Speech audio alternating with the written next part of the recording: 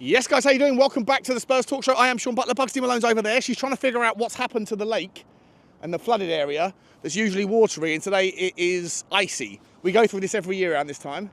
She's just about managed to get the confidence up to walk on the ice, but no, she's still jumping over bits of it. It's quite a sweet little experience that you get to enjoy every year with a dog. Anyway, I hope you're all happy and healthy doing the things you love and those that you love to do them with. Guys, do me a favour, smash the like button as we get back into transfer news, views and clues for this January, the third update for you. Hit the subscribe if you haven't already. Just about to knock past 27k. It's been a while. Looking forward to it. Hit the notification bell and drop a comment. Let me know your thoughts on today's topics. And guys, we've got some interesting ones. Let's start off with the non-transfer news, views and clues, unless you would consider ownership transfer part of that particular bucket. And we do on this channel. Bugsy! We love to talk about ownership, multi-club ownership, buyouts, all those sorts of things. And today's story comes from City AM.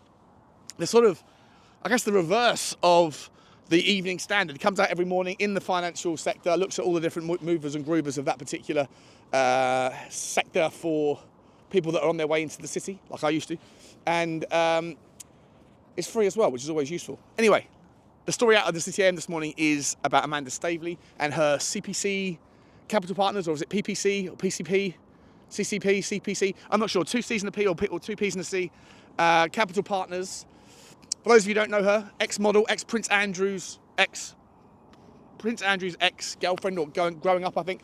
Very good-looking lady, very smart lady. Her and her husband are interested very much in putting together consortiums, pulling together money from certain areas of the world who look to diversify their dependency on the black gold as their primary source of ongoing future sort of generational wealth. And football is one such area of interest for these people. And she obviously has a history doing that with the Saudi wealth fund that took over for Newcastle United a couple of years ago. And she's back with another £500 million war chest. And according to the reports this morning, they might have signed an NDA. I'm not entirely sure where the story is here, because I think she said in a recent interview that she would like to be able to bring sort of more noise around where that money is coming from, where it's going, the kind of update on what's happening. Of course, Tottenham Hotspur being the most sort of pronounced candidate for that particular story, for that particular investment at the moment. Although I think his name is Roboblov, the Russian billionaire who's currently owner of AS Monaco, is also looking for a sale. It wouldn't cost anything like as much as Tottenham would for a full takeover, and so maybe there is enough. I'm not sure what the valuation of Monaco is, but maybe there would be enough if needed desires were could meet in the middle for him to take an overall sale for this sort of money, or near enough the sort of money that Amanda Stavely and her Capital Partners group has pulled together. But what she did say is that she loves to be able to talk about it and bring more clarity to the situation than she is currently allowed to do, and that she will hope that will become more clearer very soon. Now, I'm not really sure if that's a kind of an indication of anything, because, you know, just for what it's worth, non-disclosure agreements are put in place regardless of whether or not there is an intention to do any necessary deal. You don't put them in place after you've done the due diligence and before you've decided, or after you've decided whether you want to make a deal or not. You do it before any of that happens, so that there's no ability for either party to come in bad faith just to really look at what's going on under the hood of the kind of bonnet of the business, and then walk away and share that information with other people. That obviously dirty things can happen in business, and so the whole point of an NDA is to make sure that if you are going to potentially go in with good faith, then you make sure that you kind of take away any risk of people sharing information to other parties or to the media before anything is struck. So the fact that there is an NDA that is in place, if true, which is the assumption of the City AM article, it doesn't really mean anything in terms of does that mean that they are further down the track of striking a deal with Tottenham or Monaco? It really doesn't, in my opinion. That said, I think that, you know, her alluding to the fact that she'd like to bring some more information to us, or to the world, and will likely hope to be able to do that very soon. I guess therein lies some potential situation that you could imagine that there are some developed conversations, but the NDA in and of itself doesn't really suggest anything worthy of note. But it'd be interesting, right? Amanda Stavely, how do you feel about sort of Qatari money? It's not Qatari sovereign fund, it's not QSI money. Obviously, Qatar have got a lot of wealthy individuals, wealthy businessmen that are all maybe kind of indirectly related to the royal family, indirectly beneficiaries of that wealth that starts and stems from that particular part of their industry. But it doesn't mean that it all has to stay in that direction. And depending on how many of the consortium would be investing obviously you can have some benefits from that. You can have a divergent amount of potential avenues for network access, for future funding, for future takeovers, for all sorts of benefits, as long as everyone gets on, as long as there's not enough or too many cooks, not enough. I used the wrong phrase last time as well. Too many cooks doesn't make any sense, does it? Too many chiefs, not enough Indians. I don't know why the cooks thing keeps coming out. I must be hungry. I haven't had breakfast yet. Whatever. Anyway, let's move on. So that story is kind of parked, but I thought I'd bring it to your attention because it's in the City AM and it's therefore getting shared around the aggregators that Amanda Stavely comes one step closer to Tottenham having signed an NDA. Don't see it. Don't really. That doesn't step up or kind of extrapolate out into the same sort of thought process the way I interpret it. Anyway, doesn't mean it's not happening, but doesn't mean it is. Either way, let me know your thoughts. How do you feel about Middle Eastern money coming in? As I said to you before, it's not the same. The days of the sheikhs and the oligarchs just coming in and doing what they wanted, like they did under Abramovich and Abu Dhabi. Those days are over. So it doesn't really matter now what the source of the wealth is, unless, as I said before, you have a situation whereby the money that was coming in had a relationship with profitability, a relationship with debt, where it was of the similar kind of mindset of what you had with Abu Dhabi, what you had with Roman Abramovich, where there wasn't that short-term requirement for payback. There wasn't that kind of desire for the bottom line and for the efficiencies that would be more naturally found from if you went west towards private equity, who are therefore looking for a way to turn a profit at some point, whether it's more of a Todd Bowley long-term switch up or whether it's something more immediate like Sir Jim Ratcliffe is demonstrating. There is the argument, the idea, whereby someone who could come in with an obscene amount of money, if they were to do a full takeover, it's more difficult with only a partial investment, and there has been no intention or intimation from Daniel Levy that he's interested in a full takeover, so it might not be worth even exploring. But just for what it's worth, there is the idea, there is the opportunity, similar to what happened with the Kroenkes at Arsenal, whereby he bought out the club's debt and then sort of set up the club under a new debt relationship to himself. And I think he's worth 14.5, or the Kroenke family, I think, are worth 14.5 billion. And so he is of the kind of deep pocket mindset that he can afford to do that. But obviously the debt that he was taking over was at higher interest rates, and the debt that he is obviously therefore allowed to be set via him against the club for that switch up in debt restructuring is at a lower interest rate. Now, it's difficult to find a scenario where Tottenham could get a lower interest rate on the debt that they currently have, given the fact that since the 2018 debt restructuring or debt enabling protocol, that pact was done at such a low interest rate. I think it was 2.8%, I think, off the top of my head. Difficult to see that being bettered. However, there is the scenario, for what it's worth, that someone could come in and pay off all of the debt as part of a takeover, should there be that intention, that desire from Daniel Levy. And then with that, paying off all of the debt, in the immediacy at least, you can have a situation whereby that the repayments and the interest on the repayments would no longer be necessary. And so that money, which I think works out from memory, I've said it before, about £25 million a year, could be therefore added to a transfer kitty that doesn't therefore have to go out in terms of the way of costs at the moment. Although you'd be interested to know that I'm sure that the ability to write off debt is there. The likelihood is, though, for any investor that they would still want that money repaid at some point, and wouldn't just allow Daniel Levy to kind of to sail off into the sunset with a full valuation excluding the debts. It's more complicated than is worth going into for the purposes of today, because we're already 8.5 minutes in. But should there be any insight, any updates on that stuff, guys, you know I'll bring it to your attention as best I can understand it, and without any kind of partisan biases around the pros and cons of any particular investor. I'll do my best to find out who these people are and what they come with, what their strengths and weaknesses are, what the opportunities and threats present themselves as. Guys, let's move on to Sam Johnstone, shall we? Goalkeeper, Wolves goalkeeper, English or homegrown player, been linked with Tottenham, and the rumour is that Tottenham are willing to pay for not just a loan deal, but possibly even a full contract for Sam Johnstone. I'll be entirely honest, guys, I really hope this one isn't true. I know that the goalkeeping situation is complex. I think that it's a very difficult square to circle. How do you keep people happy when they've demonstrated enough talent at their young age to be able to want to have them come in and be competitive or competing with the guy who's number one, when you don't really have that same relationship with the goalkeepers fighting? You do want a club number one versus everybody else on the pitch. You can say, well, no, there's no such thing as a first choice, second choice for an A team, B team. You want everyone to be competing, and you want that competitive edge to raise all the levels. A rising tide raises all ships sort of thing. With goalkeeping, you do need a settled situation. Now, you might be able to use your goalkeeper for your second choice goalkeeper for the cups and things, but ultimately, it's difficult to convince an up-and-coming goalkeeper that has proven themselves in first-team, highly competitive football to come and then play second fiddle. And so you have to find a very unique situation, a very unique mindset of a goalkeeper to do that. Or you go down the other path, which is to catch people on the tail end of their careers, and we've done that very much recently with people like Fraser Forster, people like Joe Hart. And to a degree, you always kind of like wince a little bit when you think about the idea of these guys playing extended periods, because there's a reason why they're no longer at the top of their game if age isn't the only reason. There's also that kind of willingness to kind of just take a step back, like Joe Hart did after his Manchester City days. But he obviously went to Celtic and he had some great success up there after he came to Tottenham. But there was that, why is it that you're willing to come and play second fiddle? Or you've always got to question that. And sometimes you're questioning things that you hope you can justify. Like you're worried about justifying the mindset, but it takes that mindset in order to have yourself a position where you're happy with what you have as your number two choice. So it's a very kind of complex thing to navigate. And Sam Johnstone is a guy, for me, I'm not that massive fan of his as a shot stopper. I don't think he's fantastic.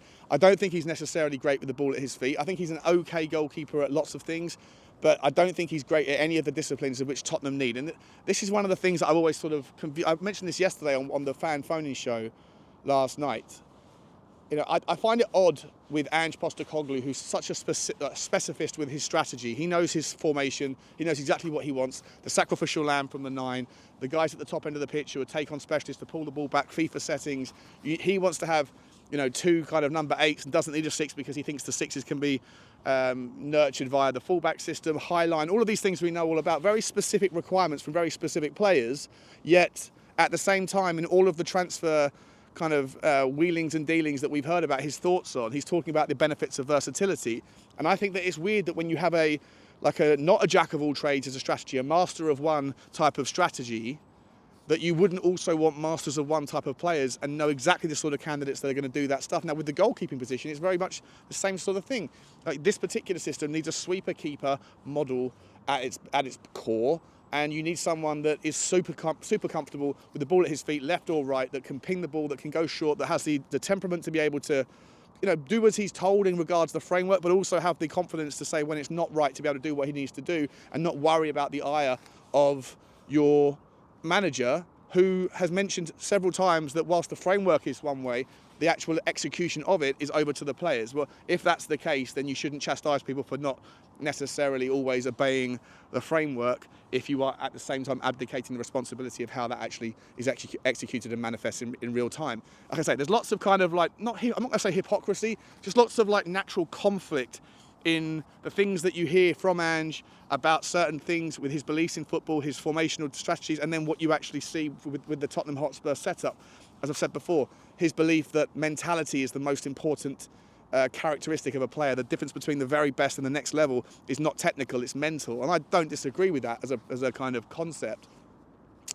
But then it rubbed me up the wrong way to think that he's on board then a club who has a transfer policy of youth-centric, whereby we've signed more 18-year-old players and more 18-year-old talent than the hub over the last 24 months.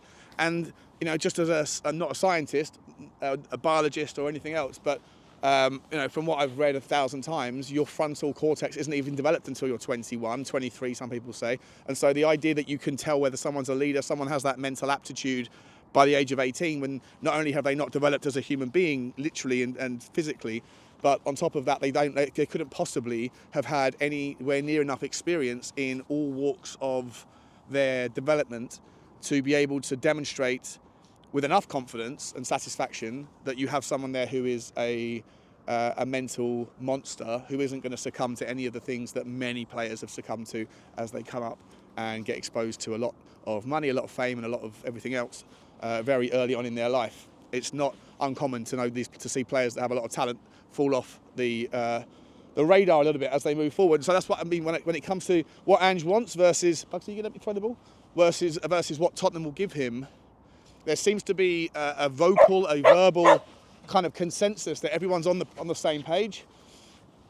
I just struggle to understand how that can possibly be when, like I say, when the rubber meets the road, there's such a difference in what is offered versus what is vocalised. And as I always say, I think you can tell a lot more about someone's body language, or you can tell a lot more about how people are feeling by their body language more than what they're saying. Talk is cheap, and of late, I know that Ange is dealing with a hell of a lot of, media stresses and a lot of obviously injuries and things, and the results aren't going the right way. But he's sticking true to his guns with his words, and I think sometimes the body language tells a slightly different story. For me, guys, let's go back to the start. I'm sorry, I've been rambling now. This whole episode isn't really about transfers at all, is it? I do apologise. Sam Johnson for me is not the guy. He's not the guy. I don't think I wouldn't have any more confidence with him between the sticks than I do with Fraser Forster.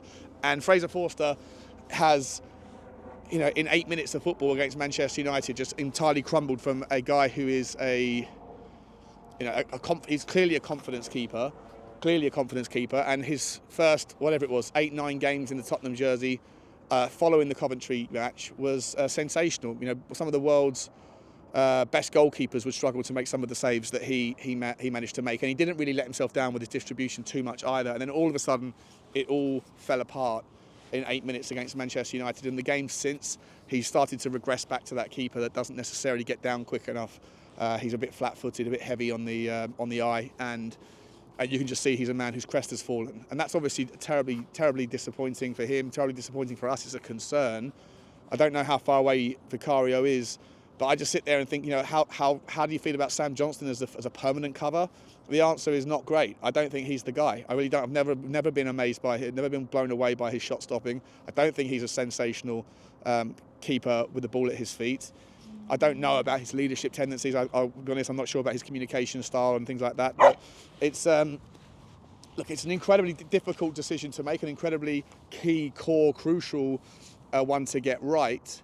And as I say, with the difficulty in knowing how do you go someone who's young and up and coming, or do you go for someone who is on the decline, because it's very difficult to find someone in the middle that wants to come and play second fiddle, even if they're going to have the early stages of the first kind of instances of them coming in. They're going to be in the first team squad because of the injury to Vicario. And don't forget that Fraser Forster also took a knock in the last game against Wolves. So it's difficult, and I'll be honest.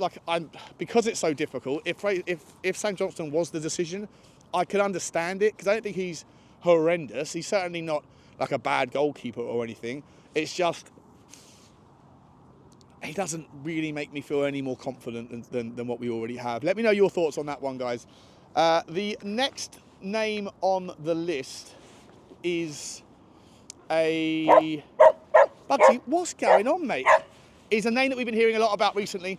Omar Alderete from Getafe fame. That one seems to be heating up a little bit. Again, I won't bore you with the details. I'll throw the stats on the screen if I can find them. I'm not really blown away by this guy. Don't really understand the need to go and get him, unless it's a loan deal again to paper over cracks. But again, loan deals people think the loan deals are cheap and easy options. They're not. They're far more expensive on a pound for pound basis, on a minute played, on a fee basis. It's unlikely you're going to get someone who's going to be very, very good coming in on loan, unless they have some sort of reasons to give you pause for thought or pause for concern. And it might just be the story that that the specifics require the other club to make some sort of movement regarding an FFP consideration to get that deal done. Bearing in mind, I think it's on the 8th of January or the 9th of January that the Premier League clubs the Premier League releases their findings around who it is that might be at risk of being in breach of FFP and PSR in the Premier League. Similar things happening in other leagues around the world, and so there might be deals that happen in the next week, early stages of the January transfer window, whereby some of those clubs who are on the cusp of and need to get a few £1 million in on the books now in order to get the right side of the line before that auditing period. Am I right in thinking that? Or would the auditing period already have taken place? I think the auditing period would have already taken place. But if they're worried about next year, then those things might have to be something that you might materialise in terms of negotiations. That you might see things being done with loan fees now, where you can see big name players that can leave one club and go somewhere else, probably in all likelihood to clubs outside of their own league, in an effort to try to get those just the right side of those lines in terms of any concerns around FFP and PSR. Players like Milan Skriniar, not that I think that PSG are in a situation, even though it's always a head scratcher how it is that they can get away with it. In terms of revenue, I think they were the number 1 or number 2 revenue generating team last year. Lots of shirt sales for certain players, lots of revenue coming in a variety of different ways, commercial sponsorships, things like that always make you go, is there anything going on there with the QSI? Not sure. Again, always got to be a little bit careful when you're going to get into bed with some of the people that, employ lawyers to find ways to circumvent the rules.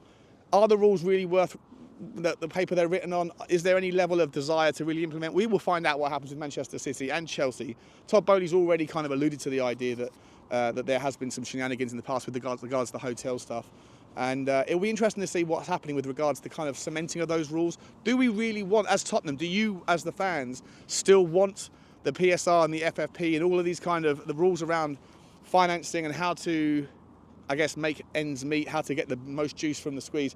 Would you rather see a system where the rules are tightened that does, by proxy, almost protect the gap that Manchester City has if they get away with their issues? If they do get relegated, then it's an open door. But teams like Arsenal, teams like Liverpool, teams like Manchester United, with the revenues that they can generate, does it really behoove us to see rules that are tightening around that? Daniel Levy's already got most of the juice from the squeeze in terms of what he can from an infrastructure spend. Other clubs are yet to sort of take advantage of that, like Newcastle United. So it'd be interesting to know what your thoughts are. How do you want to see the PSR and the FFP thing as we move forward? I would like to see the rules have some sort of teeth to them.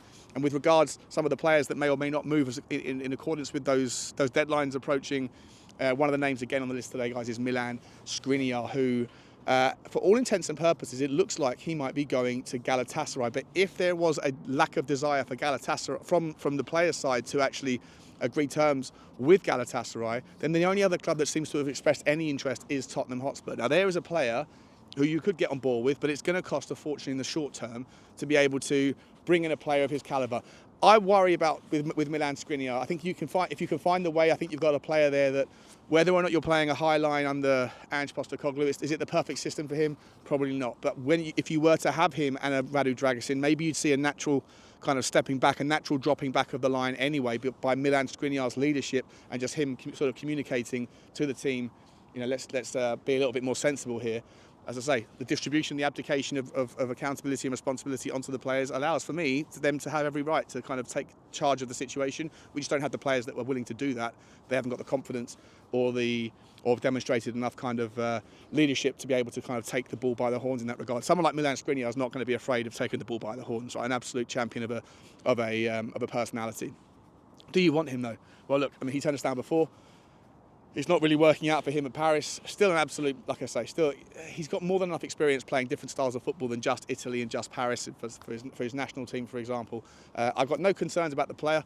Very expensive, loan deals, wages. Let me know your thoughts. Him, Omar Alderete, another player that I personally am not a fan of for a long-term solution. I don't rate the guy. I think he's okay, but I don't really see any benefit in signing for a 4 or 5 year contract. I think that it's one of those papering over cracks and you're left with deadwood after the fact. Someone that seems to be being described right now as the most electrifying centre-back coming through the ranks is this Abdulkadir Kuzanov. I spoke to you guys about him yesterday. Rumours are that Barcelona are interested in him. Rumours are that Real Madrid are interested in this guy. Rumours are that all of the big clubs around Europe are interested in this guy. I've got to be entirely honest, guys. I think he's a speed merchant, but I don't think he looks particularly sensational with the ball at his feet. I don't think he looks particularly comfortable dribbling the ball out. I don't think his passing stats are sensational by any stretch of the imagination. And, he seems to be just a player that is like a physical specimen, good in the air, good strong, good leaper, good. Like I said before, he's got that kind of, not Eastern Bloc, wrong side of Russia, that kind of, that Uzbekistani kind of, that geographic regularity where they all seem to be able to kind of sort of demonstrate some level of physical outperformance that might not be obvious by the eye. You see a lot of that in the UFC. A lot of just like kind of natural inbuilt strength and fast muscle twitch fibers or whatever you call them. And he's one that seems to be able to kind of just get up, get higher, good in the air, like I say, good, very fast, very agile. But in terms of the ball playing stuff, I don't think he's there yet, and I don't really understand why people are putting him in the same sort of conversations as some of the best players that are out there and the best up-and-coming talents in the likes of the defensive options that are knocking around European football. Not for me yet, but listen, if we do go and sign him, it'll be an interesting one. I'm happy to be educated if you guys disagree. If you think he is someone who does have all of the technical skill sets, then let me know, guys. Not a lot else to get on with you today, so who we got? Sam Johnston, Abdulkadir Kusanov, Getafi's Omar Alderete, and Milan Skriniar. I think there is one more. I think there is. And you know what? Even though this is one take Tottenham, if I can think of it on the way home, you might see this just jump on. Apologies, it'll be 2 take Tottenham today. That's it for me, guys. Like, subscribe, and comment. And as always, bye.